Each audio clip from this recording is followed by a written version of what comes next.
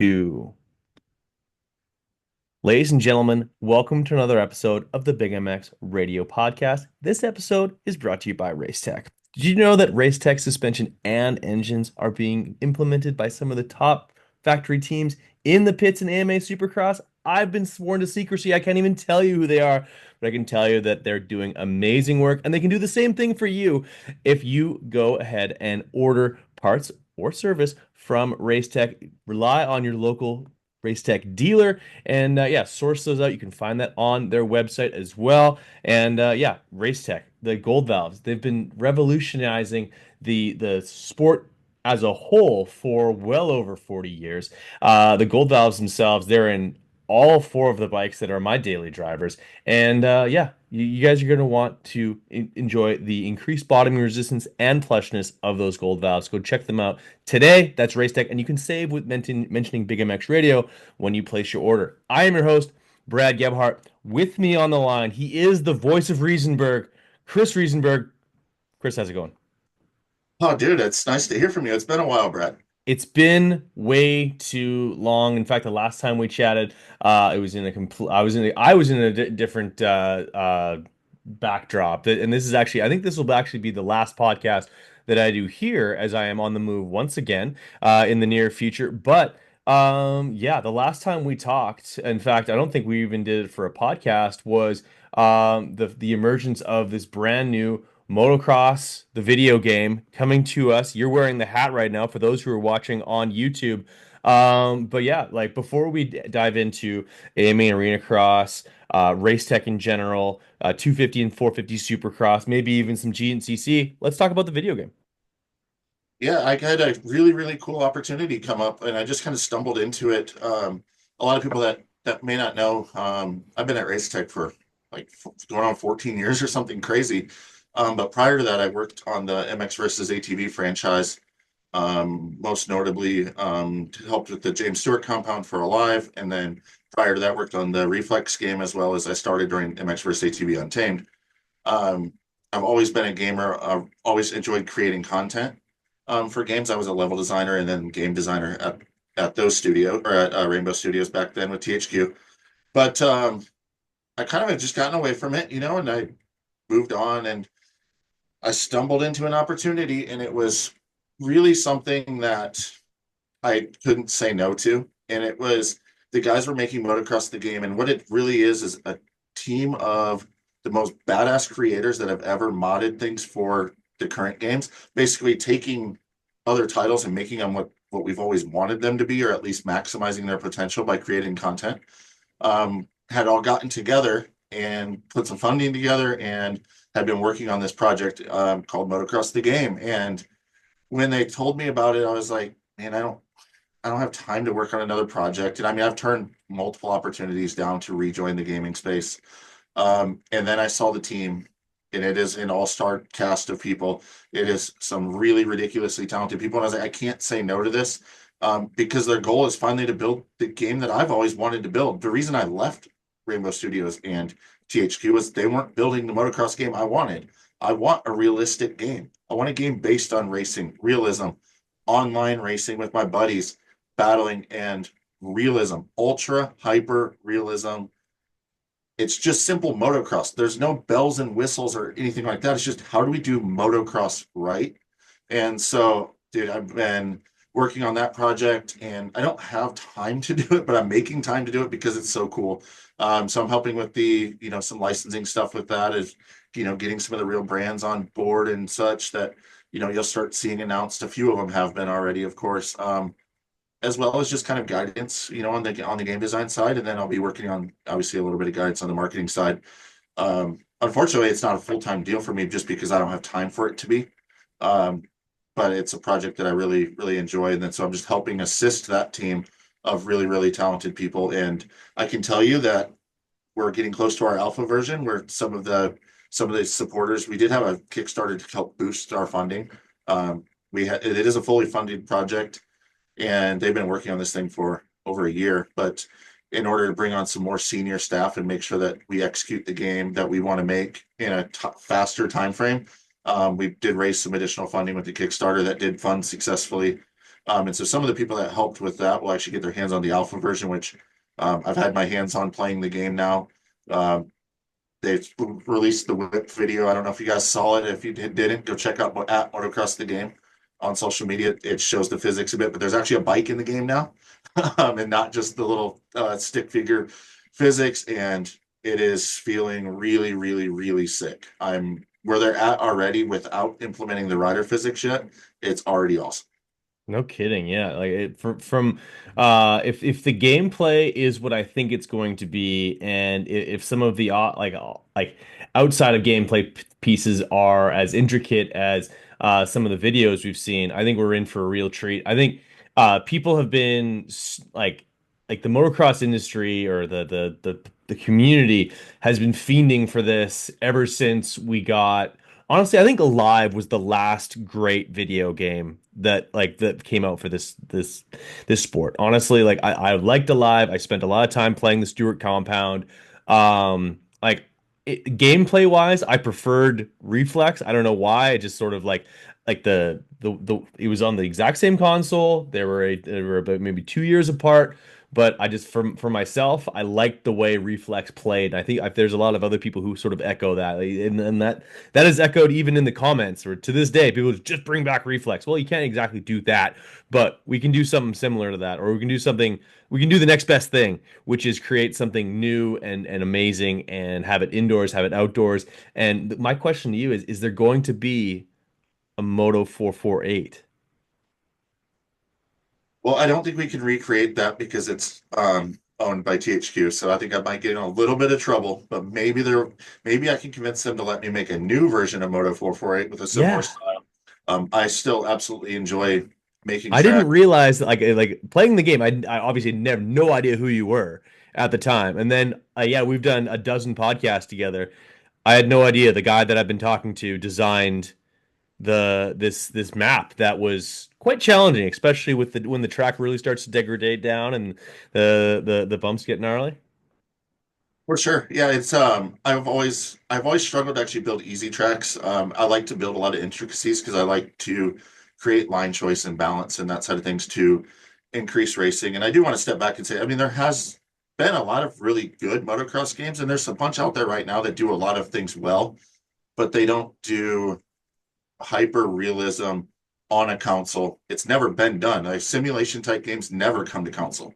So that's the goal, is to do that. And then along with that, if we're starting with this completely real simulation of a dirt bike, which is really difficult to do, then we just add in some helpers and assists and stuff so that it can be that more arcadey, or I don't even want to say arcadey, but accessible experience for the guys that don't want to play that hardcore game. Because some of the stuff that's out there right now, I mean, it takes a really long time just to be able to get around a track and enjoy the game.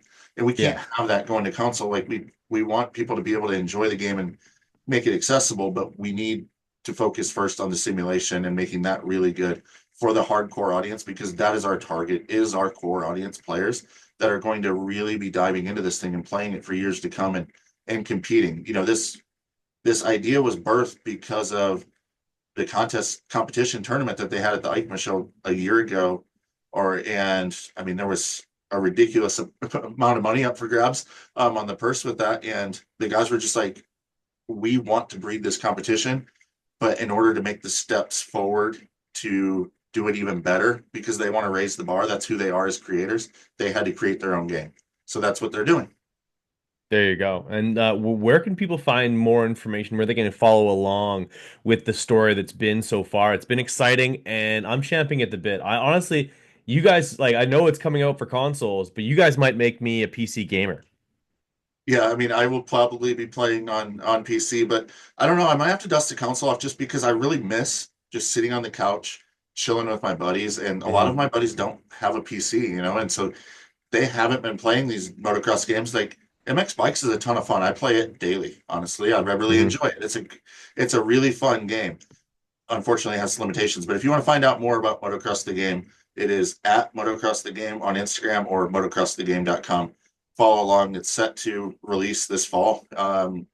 So we're not actually that far away. There will be a demo ahead of time as well. And shoot, I mean, just around the corner, we'll have gameplay coming out as well. So you'll really be able to start to see some of the awesomeness that is being built. And I mean, the guys are working hard, and it's a super talented group, so it will be awesome. I promise that much. Absolutely. I love it.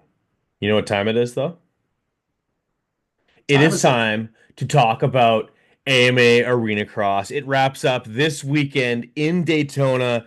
I hope they're bringing in the beach sand just so they can just melt down every single damn one of those motorcycles. Unfortunately, last year, that was a huge swing in the championship. It's all but sewn up now. It is sewn up, and it's been a pretty wild season. Going into the year, there was a lot of question marks about Kyle Peters. How warm will the welcome be for Vince Freeze? We come to find out it wasn't a very warm one whatsoever. He ruffled feathers as we knew he would. And Ryan Brees nursed a knee injury for the bulk of the season, unfortunately, which well, I think it robbed us a little bit of some of the bar banging that we could have gotten. But all in all, still a pretty damn good season. Yeah, Arena Cross is super exciting. I'm probably the biggest Arena Cross fan in the world, I would say. Honestly, I love watching it. I love close action. One of the things that really played into Vince's favor was they went to a lot of bigger venues this year, which Yep. is, as a fan, it's exciting because the tracks are a little bit bigger and they have a little more options, but the racing spreads out a little more. And honestly, it breeds a lot less chaos. When they went to the smaller arenas, I mean, that's really when things got a little spicy with Vince, and he still that's where he struggled, I guess I would say the most, and he didn't struggle much all year. Um, Not to pat myself on the back, but I did call it that he's a very good starter, and they're not going to push him around. My only question was really the whoops, if he would be able to get through those, and he is an elite 450 guy, and in arena cross, he's as good as those guys. And it really came to, I was talking to the guys at the series because I do actually, speaking of motocross the game, the AMA Arena Cross Series is licensed officially going with launch for motocross the game, which is Of super course. exciting. So I talked to those guys quite a bit. I work with them because I get the track maps every week. And we were talking about Daytona and making it obviously exciting with the whole industry there and kicking off Bike Week. And they're like, who do we invite? Who can beat Vince? Who else can we bring in to spice things up? And really looking at it, I believe it takes a top 10 supercross guy to come in there that would be able to beat Vince Freeze, or at least try to beat Vince Freeze in arena cross, other Yeah. than the guys that are there. Um, Obviously, Wageman's sidelined. He had made a pass before Vince put him down, but he was really good. Um, Brees is obviously capable. Hicks is capable. I think Politelli's just almost there, but he just can't finish it, and there's just a piece missing. He's just a step below. And all those guys are like Vince is a step ahead most of the time, as long as if everything goes normal, has them beat. And it's just because he's an amazing racer. He's a great starter. He's a complete package. He's such an intelligent racer, IQ wise. He knows where the guys are around him, and he doesn't allow to leave the door open for them to get in there and put him on the ground. And that's probably what they need to do to be able to beat him, because if he gets out front, he's fast. Yeah, well, for the one weekend that I can think of that he didn't end up on the top step of the podium is the one where Michael Hicks ended up putting him on the ground. And if I'm not mistaken, is that not the only weekend where he didn't end up top in points? I don't recall in the overalls. I mean, he won most of the main events, right? I know that, Yeah. Brees snuck some here and there, but his inconsistency was rough. There's just too many issues. I mean, Brees laid on the ground a ton the first weekend, put himself in a hole. Hmm. Obviously was banged up and, nursing an injury. And I really appreciate the fight that guy has. And it was really cool to see him get some real support behind him and a really solid program. I hope that they can continue, and I hope he gets to stay there and come back another year, or find another similar program with that level of support and take him out of the same pit area as Vince and see what happens. Yeah, the one thing that I sort of started to see though late in this season was that I think in the eyes of not only the team but also in Ryan, that Brees that is, that he had sort of become second fiddle.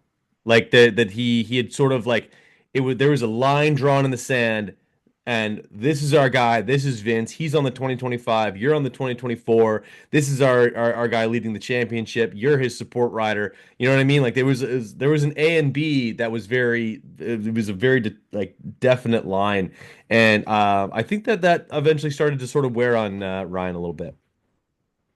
Well, there's really a couple ways to look at it. Is there's one, he is the number two guy.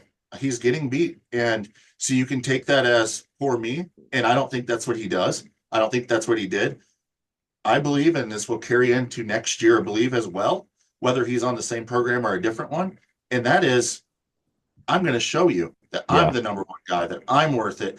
That chip on the shoulder is a motivator for Ryan Brees. I truthfully believe that he will be stronger because of it, because he's just going to be angry and fired up. Yeah, as he should be.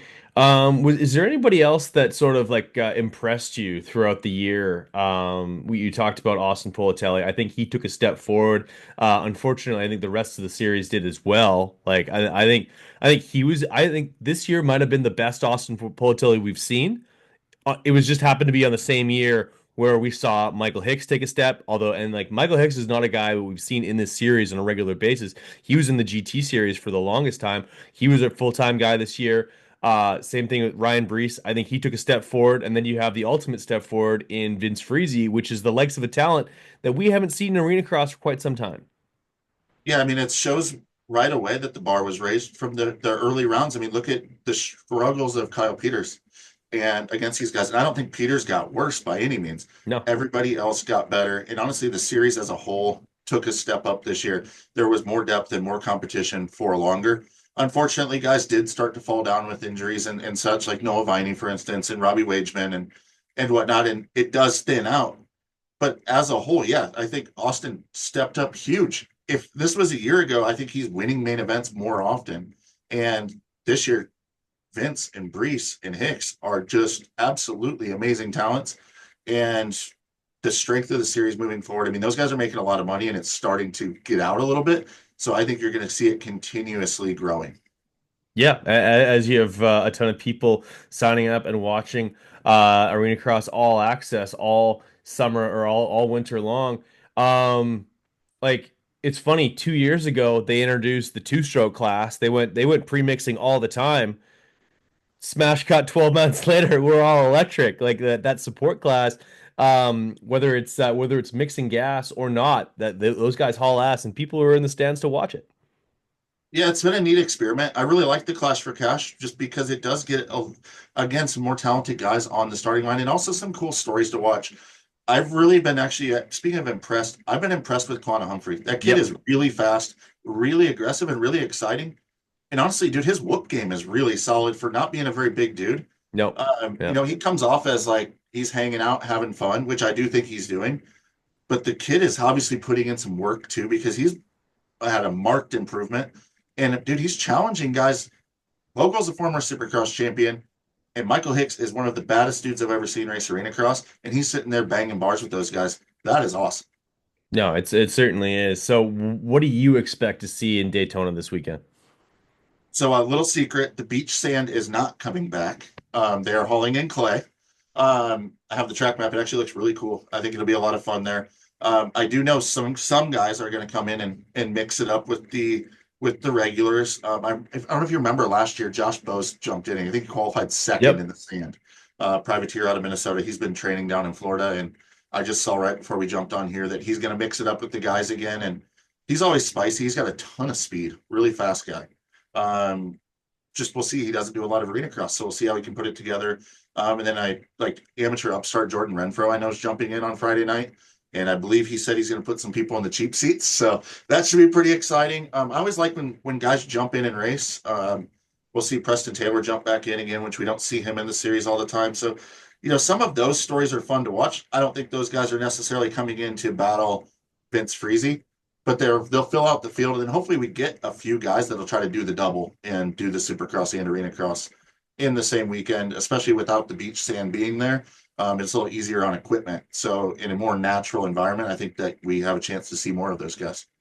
Is it possible to ride Arena Cross, Supercross, and GNCC on the same weekend? And if it is at all possible, who could do it? Well, can Ryan Sipes come out of retirement and be 100% healthy? Because he 100% would. He could do that. I've banged bars in arena cross with him more than once, and obviously he had a long supercross career and he can off road. So he's a general. He definitely could. Otherwise, someone I could see Brandon Ray doing it for some reason. He just likes to ride dirt bikes and throw Yeah. stuff. Yeah, if you had a dirt bike and like $250, Brandon Ray is would race all three of them. I mean, Hicks would definitely do it. He's obviously been riding, just all he's been doing all year is riding. Gets off his electric bike, gets on his gas bike, Wasn't he back on the just in electric bike. Ireland, like It was out of the country. Now over the he's going to do weekend? arena cross and supercross, one on a 450, one on a 250. Michael Hicks will ride anything. And if I see him in the summer all the time traveling around all these fair races, if there's money on the line and a dirt bike to ride, Michael Hicks will turn the throttle. Fair enough. No, I'm a big fan. I think that guy gained himself a good number of fans over this last winter, just with his yeah, willingness to ride whenever, wherever. Speaking of UK arena crosses or like this arena cross world tour that I've been seeing pop up on social on a regular basis. One of their star athletes, there's some rumblings that that Dean Wilson may find himself under the tent over at Honda HRC. Have you heard anything about that? I mean, I hear the rumors that it's a it seems like a natural fit of Dean going there, and I would say that's why they would have waited to fill the spot if they are going to fill it, which I do believe they will fill the spot. Yeah, Um, Otherwise, I think they would have moved to pull somebody else up. But it's hard to take a guy from a team, especially when somebody let's say Ferrandis, for instance, yeah, that Phoenix Honda program is basically built around him. So yeah. if you take him out of that team, you just left all those sponsors that spent way more money for say a Dylan Ferrandis than if they were going to Hmm. have a back of the pack guy. They're going for they have a national champion. All those sponsors, then they're just left without the guy that they spent money on. You can't do that to a team. That's really what has teams go away. And you don't ever want to hold somebody back. But in this situation, I think it's just a lot cleaner. You bring Dino in. He's an experienced guy. You know what you're getting. He's going to adapt to the bike. He's been on a Honda. He's easy Yeah. to work He's with. just gonna go Lars and have him fun have out worked there. together. It makes sense. So why would you not? I mean, they're going to the races regardless because they have a 250 guy, but they don't have anyone on that brand new 450. They want the bike on the track. So I don't see why they wouldn't do it. It's just when and how soon. And I'm assuming Dean wants to do it. I mean, he's been racing. He did the whole WSX series, and now he's been over there doing that UK Arena Cross series. So he's been racing a lot. So assuming he wants to keep going. Yeah, no, I could see him strategically maybe saying he needs a little bit more time on the bike before showing up at Daytona, of all places. But where are we going after Daytona? Are we in Indy? Yeah, he goes to Indy, but he loves Daytona. Remember, he's always Yeah, done really of well there. I mean, course. granted, he's a little older now, and his bones are not so good, or his ACL at least. Yeah, well, the rest of them is not that great either. But actually, you bring up an interesting point, and then I had a ton of people asking me like, why didn't Mitch sign Hunter Yoder? And I'll tell you exactly why Mitch didn't sign Hunter Yoder is that when Julian Perrier sells sponsorships for the PRMX team, he's selling it with his number one flagship rider in the 250 class is Hunter Yoder. And this is why this is how it ends up working out when a rider gets plucked off of one of those teams. And it's an unfortunate reality in the sport of motocross. And I hate to I'm not gonna accuse anyone of this, but I just know that it's happened. Is they're like by that rider coming off of that team, that is instantly some sort of breach of contract that's saying, "Hey, we signed on for the year because you said we were going to have this rider riding for your team. He's not hurt. He's riding for somebody else, and for that reason, this month's payment ain't coming through." Yeah, well, the thing is for Hunter and even Julian with that in that situation is, I truthfully believe Julian would let him go. I really 100% he would. genuinely do because he really cares about his guys a lot. But for Hunter, if you do that, it doesn't mean that he's going to let you come back. He might let you leave, Yeah. or you can leave and you can get out of the deal, or they might buy your contract out. But you just left the security of a program that's clearly working to go jump on another motorcycle, Yep. really probably for little to no money, which is fine. You want the opportunity, right? Sure. But you're doing it with zero prep, and it's perform or you're not going to stay on that factory program. So you need to step up when you do it. It's a big risk. You're gambling on yourself. And with him in a program that's growing along with him, and Hunter gets to call the shots a little bit over there. If he wants to do something on his motorcycle, Julian's going to go to work for him to work with that company or make it happen because he is the flagship rider on that program, and he is bringing the most financial investment to the program. So of course he wants to do it. And so you don't necessarily want to leave that role unless it's the right opportunity. You know, if you have a full off season to prepare something like that, otherwise it's more of a gamble than people realize to do it, to leave a program and pretend probably burn a bridge on your way out. Yeah, certainly. And burning bridges in the sport of motocross, not something you want to do. And I don't know if this is exactly the case, but I think of like a guy like Gannon Audette. Gannon took that ride back in, oh, that feels like forever ago. That's like 2016 or so. And not to say like that was the straw that broke the camel's back, but he didn't get a lot of opportunities after that. No, and I mean, there's the other side of it is once you've had the factory bike, then you know what it is. And maybe that was his goal. And he'd realized, okay, I'm not going any further. This is kind of the peak for me. You know, there is opportunities for it to work out well. I know, you know, way back in the day when we were working with Cameron McAdoo and the Moto Concepts team, and he did the fill in for Geico Honda at the time. Tony Alessi, Mike Genova went to Geico and said, yes, you can have him, but they had to give him a full year the following year as well as the rest of that season so that Cameron had time to perform, you know, and get used to the motorcycle and that. Otherwise, they were going to keep him for the fact that they cared about the rider that much. You know, it wasn't for them about losing their guy. They were okay letting him go, as long as it was going to set him up for success, which obviously it has allowed him to stay on factory equipment ever since. Yeah, it's and he's done well with it, having been with Pro Circuit now what feels like at least 5 years. Which yeah, when I think of Cameron McAdoo, I still think of a very young athlete, but at the same time, he's also been in the sport, or he's been a professional, what, at least 7 years, 7 seasons? Yeah, I mean they all run together for me at this point, Yeah, but it seems like just yesterday I was, you know, with him at Loretta's and shocker nursing an injury through the week to get on the podium. But the kid's tough as nails, man. He works hard and puts in the effort, and you know that's the statement of that's him betting on himself though too to take that opportunity. You know, and you have to appreciate that as well. The guy that gets the opportunity, well, it's time, but you need to perform, and it's a lot of pressure, and some guys just can't handle it. yeah, you're totally right. Speaking of Shocker on the podium, we had one of those this last weekend with Cody Schock, second overall. He's looking for his first podium ever, not a third, but a second overall behind none other than Hayden Deegan. Yeah, like I love Triple Crowns. They are so much fun to watch. And yeah, Cody grabbed life by the horns and made a statement this last weekend, man.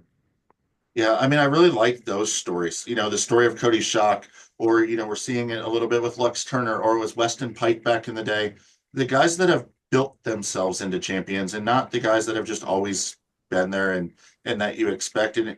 I hope that it's an eye opener that a guy can turn pro and not necessarily be the top prospect, and still can be somebody that can get on the podium. And I mean, at this point, you have to look at it. Schock can potentially win a dirt bike race, a supercross.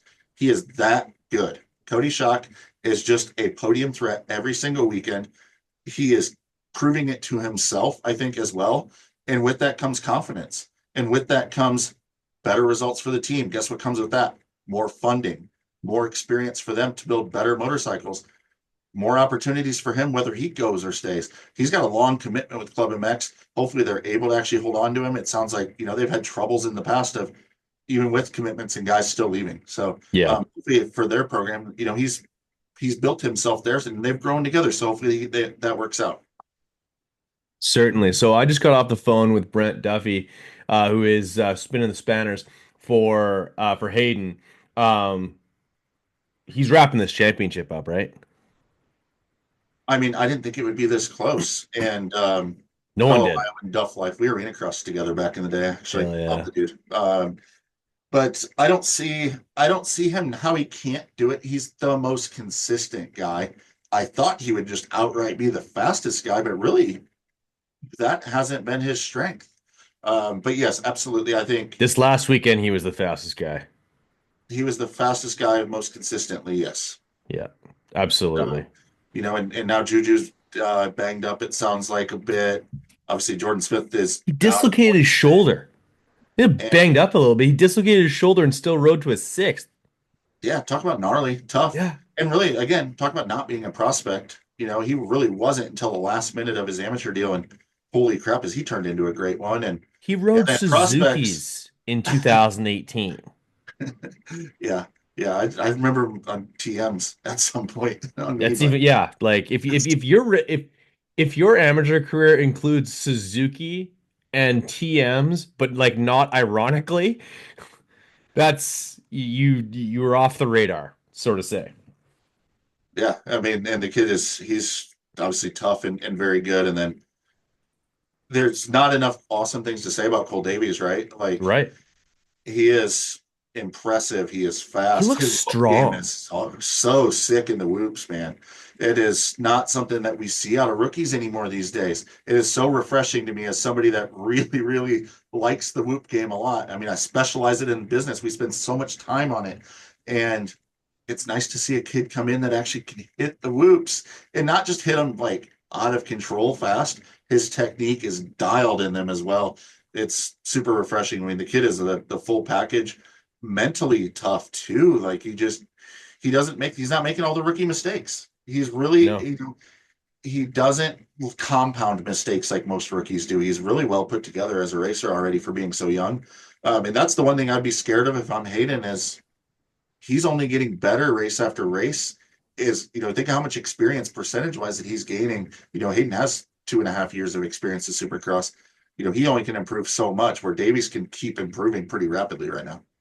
He certainly can, and like physically, he seems very developed. Like he's 17 years old, but he's a 17-year-old man. Very impressed with his physicality on the bike. Absolutely. And I mean, I've got to give a shout out to Daniel Blair for spotting both of those talents, right? And Yeah. like really investing in them. And I guess he has an eye for it. He must, and yeah, and that now he's using that eye to like cultivate the next class of the next generations of superstars with SMXU or SXU. Yeah. SXU, yeah, Supercross University with your professor Daniel Blair. Maybe all of the family should have to go through some sort of suspension seminar. Do you know any companies that do suspension seminars? So we have quite a few families that do absolutely do that, or they have a mechanic that comes through just to be able to better understand tuning their motorcycles. They'll go through the Race Tech Technical Edge Suspension Seminar. It's a week-long course every year, and yes, a lot of guys go through it to set up their own suspension business or to add it to a dealership, something along those lines, suspension tuning. But there's a lot of families or race teams and such. One of my favorite programs that we ran for quite some time was the Factory Cowie program up in Canada. We took the Leading edge. we took the tuner through the seminars, taught him suspension, and then all we did was we assisted with settings and parts and that side of things. When the guys would come south, we would test with them preseason, but throughout the season, their guy knew suspension. He could do the rebuilds, he could do setting changes, and we just assist over the phone of, okay, you guys tested today. Where did you end up? All right, well, this is what we think what you should do or where you would go. What do you think? And we work together that way. It's super common to do that. And it's one of my favorite like programs because otherwise getting suspension back and forth across the border from Canada isn't the easiest thing in the world. And we really didn't have the established race tech service centers up there that we have now with Charlie Johnston at CJR. Man, that dude's awesome. He Fuck crushes it yeah. for me up there. Um, if you're out there on the west coast of Canada, definitely look him up. He's a fantastic racer too. He was actually pretty fast. I Yeah, didn't no, he's realize great that on a dirt when I bike. met him, and then I was looking at the Canadian national results. I texted Galdi. I'm like, "Is that the same dude?" And yeah, he's a national pro still, currently Yeah. scoring points. There you go. Yeah, no, like Charlie Johnson, unbelievable work. Like yeah, great guy. Unbelievable just performance and professionalism. He's out of Calgary, so like yeah, that's Western Canada, but that's a pretty easy spot to sort of ship things in and out of. Quick turnaround, and yeah, he's working with Racetech Gold Valve, so you know it's good. Yeah, and you have Chris at 383 by you, and Yeah, that's right. he's awesome as well. He knows his stuff. He Is does a ton of stuff and does a great job as well. is Scott, Brandon Mazika also a Racetech guy? I'm not familiar with him. It doesn't mean Okay. he's not one of our dealers. I deal with our centers Yeah. more than our dealers, so I might not be aware. But there's a lot of guys using the Race Tech product, and I can tell you that for the 10th year in a row, I just pulled it right before today. Our in 2024, our centers grew again for the 10th consecutive year in overall business, and it's because the product works, the R&D is going into it, but there's nothing that can beat having the guy that's local to you to knows the conditions you're riding and he can go to the track and it takes his knowledge base that he knows because there's some smart suspension tuners out there as well, and it puts it right on top of what we have already. Hmm. We're doing our R&D and we're compiling all the information from thousands of tuners. It's all data, it's all math. The larger your sample size, of course, the better product you're going to have. And so Yep. we're just, kind of the data center, and then we send out settings all day long, and we have a bunch of great tuners out there, and it's been a really really neat program, and it's been really successful. And I just like to hear the success stories of all of the different riders coming from all the different tuners.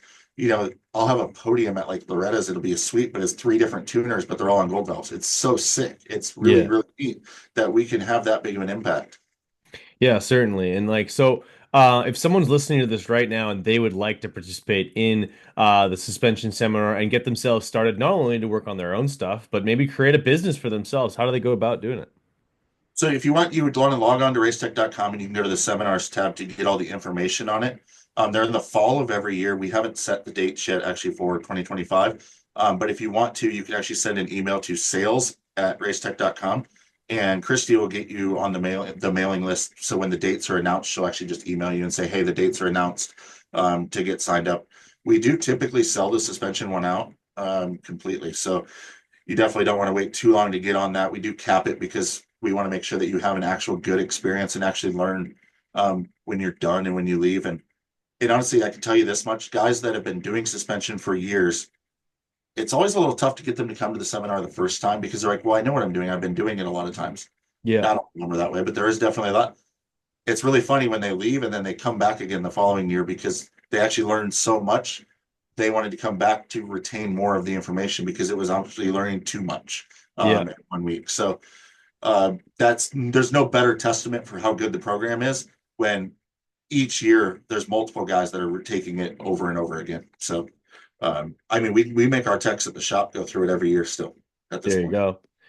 So, do we flip over to the 450 class right quick, or do we still have to talk about Jordan Smith pile driving himself into a whoop and essentially exiting the chat as far as his championship's considered? I was bummed. I'm a big Jordan Smith fan. He's just good people, and I hate when I see good people go down. But yeah, we're moving forward without Jordan going forward. Yeah, I mean, I can't kick a guy when he's down. I just can't. And everybody that I talk to says how great of a person he is. And it was really, really cool to see Triumph stand on top of the box. It's just cool to have another program investing money into the sport and giving opportunities. So I'll save the zebras don't change their stripes for another time. Fair enough. Well, speaking of zebras and not changing their stripes, maybe we'll talk about go straight to the 450 class and bypass the current points leader and go straight to the guy that was sharing the points lead with Cooper Webb, and that is the number 4 of Chase Sexton. Only a few points down now, but fuck, that sucks. Yeah, but here's the thing. I've I've been probably to my fault too much of a believer. I still believe in him. And I As you still should. believe, although Cooper has impressively increased his speed, which is like the hardest thing to do is to find more speed. You heard Roxon talk about it on the podium. He needs to go find more speed. Good luck because it's hard. Yeah. But Chase is the fastest guy, in my opinion. I think his motorcycle looked at the beginning of the year better than it did last year by far and actually looked really, really good. I hope he doesn't get spun out on trying to go to a crazy different setup to try to solve his problems with the bike because I do think it's not that big of mistakes. I don't ever fault a guy for wanting to win. I understand there's a maturity of managing a championship. It's almost like a Damon Bradshaw type thing, right? Like James Stewart type of they just hate to lose so much. They don't care. They'll risk the championship because they would rather do that than just ride around for second place. You can't teach that heart that Chase Sexton has. You can't teach the toughness that he has. And he'll probably prove me wrong like always does, but I'm going to go with Chase and Cooper Webb. I think we'll get second. And I think he's really good. He's improved his whoop game a ton. He's improved his speed a ton, but I'm not giving up on Chase. I think he's tough. I think he puts this behind him. I actually don't think it's that big of a deal. As long as he doesn't spin himself out on the motorcycle tuning side of things, I think he'll be fine. Yeah, I think leave the bike alone and just and take this next step forward and rattle off some wins here. I think he's completely capable of it. We've seen it on that machine this year. He has multiple wins, including a Triple Crown Series race, which was at Phoenix. And like honestly, like I hope that he doesn't get too just in his own head about that weekend because in my heart of hearts, I'm thinking that Chase Sexton is going after that win in the third race, thinking that like I have the win right now. Worst case scenario, I'm second tonight. That's like we can absolutely live with that. What he didn't think was that he was going to clip the front wheel, go down, and then have Barsha like blow his doors off on the last corner, and then end up. What did he end up? Fourth, third, third. Still five. It's 5 points, but it's big 5 points. Yeah, I mean, I don't think the points matter as much as if he needs the momentum. If Yeah, it were to be a setback because it kills the momentum because it spins him out mentally, I think that's important. The points, I don't think it's that big of a deal. Although it's starting to accumulate a little bit, I again think he can overcome that points gap. I yeah, think he needs to focus on getting good starts and just riding like Chase Sexton and not focusing on this stuff, and he'll be just fine. I mean, here's the thing: if you look at Chase's career from the time he's turned pro till now, he's improved every single year. He's mhm. got better and better and better, and he's tightened up his game more and more and more. I don't think he's ever really had a step backwards where he hasn't, or even leveled off. He's always been improving. So I think he will be just fine because he's going to learn. He's going to learn the lesson and he's going to improve. It's it's one time falling down because he was pushing over the limit to try to win the race. You Yeah. know, it's not the I'm out front by 10 seconds, all of a sudden bike threw me on the ground, Chase Sexton crash. It's a much different situation. He was pushing the limits. He crashed because he's pushing the limits. Yeah, no, exactly that. And it is absolutely a table set for two now. I like as much as I think Kenny is gonna have his nights. Um, I think he's a few too many points removed from the championship lead right now. I don't see him rattling off 4 wins in order to just like end up. He'd have to probably win 4 races just to like be where these guys are right now. You know what I mean? And I just don't see that happening at this stage in his career. I think he can be a thorn in the side of those guys, but I frankly don't see him being a title contender all the way down to the wire. But what I could also absolutely see is Chase Sexton coming out this weekend at Daytona, even though it's a track that historically Cooper Webb has done quite well at. Come out there and like we could be tied on points again.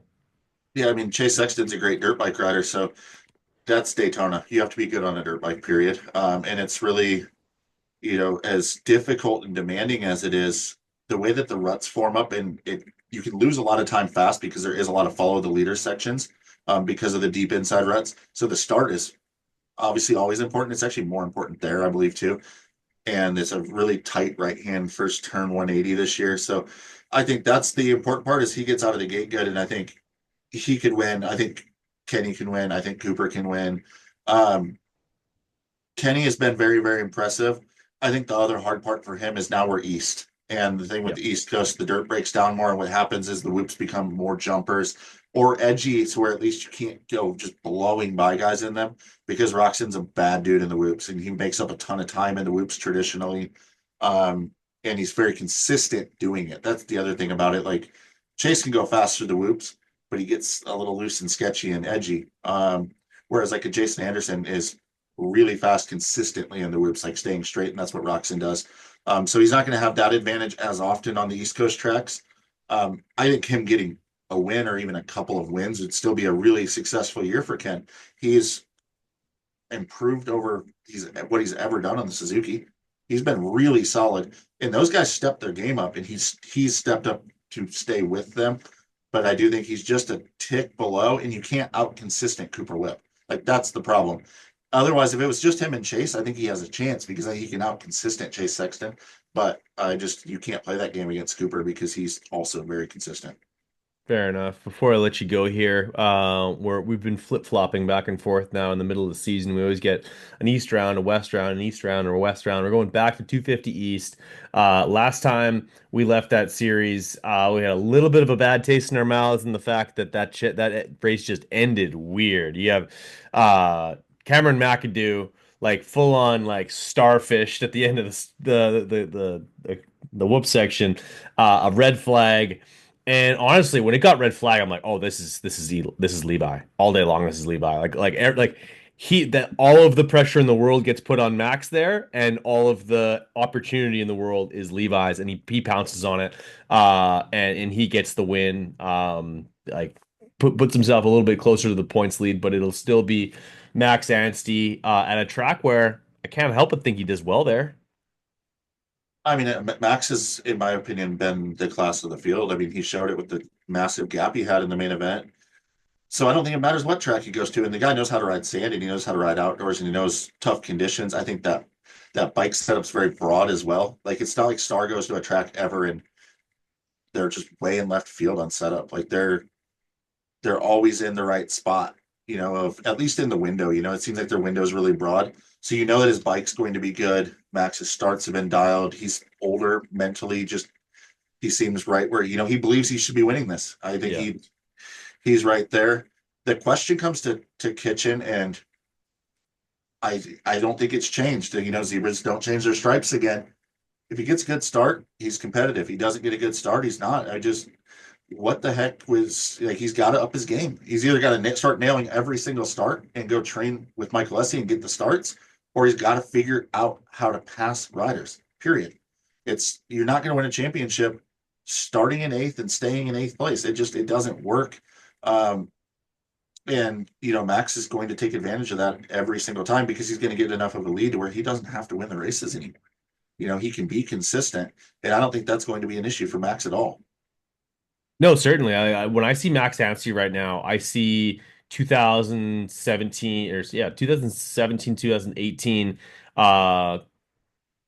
Zach Osborne, like just a guy who ended up going to Europe. Obviously, that's where Max was from, but either way, went, did his time there, came back, spent some time Supercross, rode for multiple teams, and all of a sudden got great support, and it finally all started to click. And you've got the man strength, you have the maturity, racecraft, all that fun stuff coming together all at once on an East Coast that like everyone's talking about how crazy stacked it was. Well, I guess it was. I feel like a little bit of the bark has been taken out or the bite has been taken out of the bark over on the East Coast. It's almost yeah, it's maybe a table for two or three guys in that championship. And Max is standing tall above everybody, and that I don't think that's what anyone expected. Well, welcome to the 250 class as far as it dating out, unfortunately. I mean, Yeah. see it every single year. And I mean, the one ding that I'll have on Max is I thought he was old enough that he should have watched some Dash for Cashes back in the day. And that was a Dash for Cash race. And he let Levi go around the outside of him for a win in a corner. I don't know how Levi found a gap there, but you put that dude over the berm for a win, in my Oh opinion, yeah. every single time. You don't let him go around the outside of you in a corner in a Dash for Cash ever. Made me sick to my stomach a little bit watching that. Yeah, no, for sure. Like, and that, it just seemed like it was inevitable though. It just like Levi all of a sudden just felt like he was almost, I wouldn't say he had accepted second, but at that point, you're 8 seconds back. There, you're about to go on the last lap. Like we're cruising it home here, and all of a sudden, you get a second chance at life and you have a pissed off Max Dancy in front of you that it's like honestly for good reason upset about how it was working out. Like, yeah, you're just gonna take that opportunity and you're gonna race ahead for the victory. Gets the win for Mitch Payton and the Pro Circuit team. And honestly, I'm really excited. I'm interested to see what this does to the momentum that Levi might have for the remainder of this season. I think that dynamic is probably going to be the biggest piece. Yeah, I mean the other thing though I will say, and I don't want to keep bringing up the past, but it's like Mm. you race what is given to you. they all lined up together, and Yep. in fact, they lined up Max first. You take off and you win and you race. I mean, there's no asterisk on that win for me. Did No. Max get quote screwed? I guess, but he can't look at it that way. He shouldn't look at it that way. I'm a very big believer in you take personal ownership of it, and Levi took advantage of the situation and maximized the opportunity, and that's what you have to do is maximize the opportunity. And Max didn't do it. He doesn't have to go, hold his head low about it, but he also can't dwell on it and say I got screwed. You move on and say I need to be better. There you go. Yeah, get that done. Daytona Supercross coming this weekend. Give me your prediction for your winners. Give me Levi Kitchen and give me Chase Sexton. Chase Sexton, Levi Kitchen, the two guys that are sitting, I think, second and third currently in the point championship standing. I'm looking forward to it. It's gonna be a lot of fun. Yeah, I mean Levi's an awesome outdoor rider as well, and he has that setup package as far as he knows how to set up that Kawasaki for outdoors as well. Max surprisingly hasn't had that awesome of outdoor results recently, and it's really surprising to me. Granted, he was just getting on the Star Bike last year, but his results, if I recall, weren't very great on the Star Bike. So Yeah, that makes me maybe a little bit nervous for him. I think he'll be just fine. I think he's going to be tough to beat. I think he'll still be on the podium. But I do believe that Kitchen probably got a little bit of a spark. I think he nails a whole shot, and I think he wins. there you go. Awesome, man. Where can people buy the hat that you're currently wearing for those who are watching on YouTube or listening? You're sporting almost an Orioles inspired snapback from our friends over at Motocross the Game. So this is actually a one of one I had made for Damn it. myself. But there will be merch coming to Motocross the Game. Just log on to the website, motocrossthegame.com, or follow our socials. And I know that Nico's been actually working on quite a bit of stuff. And dude, the logo is pretty sick. That's honestly why I wanted to do it. Obviously, I want to support the product and that side of things, but the guys crushed it with the logo. It's pretty badass. So I thought I'd Yeah. throw it in the hat. Yeah, this is the definitely the first time on the podcast that that neither of us are wearing a Race Tech hat during it. But this was a lot of fun, man. Always enjoy having you on the podcast. Chop it up a little bit, do some bench racing. Let's do this a little bit more frequently. See, what say you? I mean, I'm a pretty big fan of the sport, always tuning into the races. So I'll be tuned in next Friday night to Arena Cross on Arena Cross All Access, and then Saturday Supercross. And so, yeah, anytime I'm happy to bench race about dirt bikes. My life's a little bit busy these days, but we definitely can chat and stay up to date too with some of the benchmarks with MTG project as well. Love it, man. You have yourself a great rest of your day. Don't hang up just yet. But for podcast sake, let's cut things off right there.